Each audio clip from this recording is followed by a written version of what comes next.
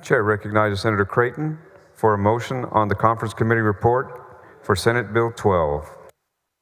Thank you, Mr. President. Members, the Conference Committee report for Senate Bill 12 largely reflects the language this chamber approved in mid-March.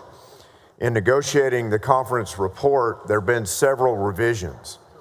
For instance, the provisions of Senate Bill 12 that allowed for open enrollment across school districts are no longer in Senate Bill 12. So there is no longer a public-to-public school transfer provision in the legislation.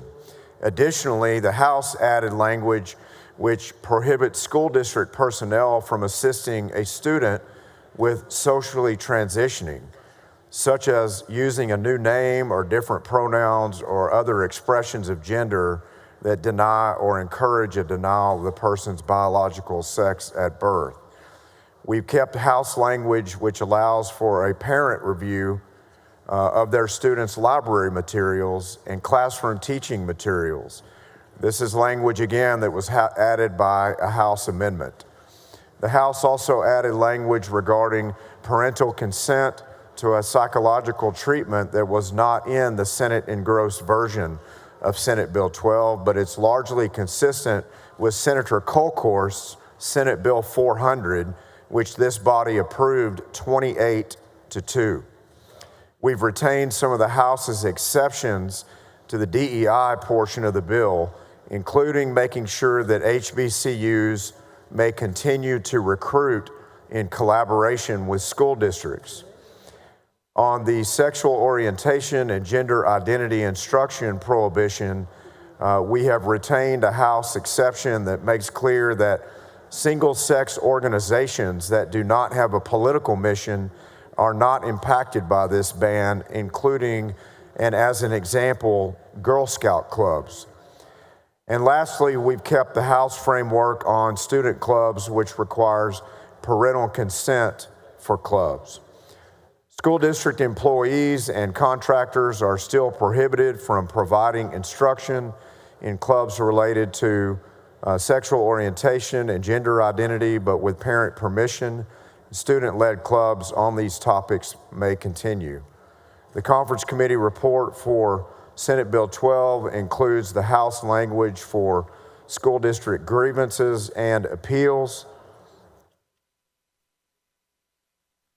And the House version creates an entirely new chapter, 26A, that lays out a 4-level local grievance review ladder with filing, appeals, and timelines.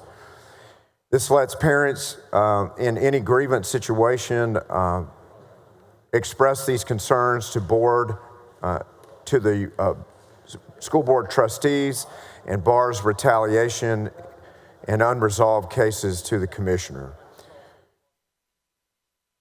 This drives transparency, and districts must post the grievance portal on their websites, video, audio board hearings, and submit annual grievance data to the TEA for a statewide public report. Mr. President, if you'd give me just a moment, I want to check with my staff on one additional provision. If you could let me pause. Take your time, Senator. Thank you, Mr. President and members.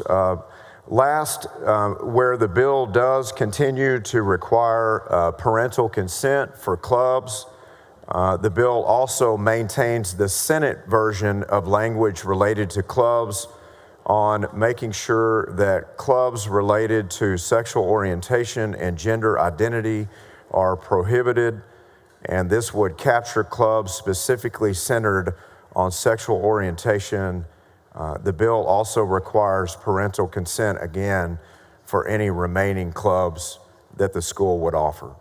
And with that, Mr. President, those are the negotiated items in the legislation for Senate Bill 12, the Parental Bill of Rights, and I move adoption of the Conference Committee report for Senate Bill 12.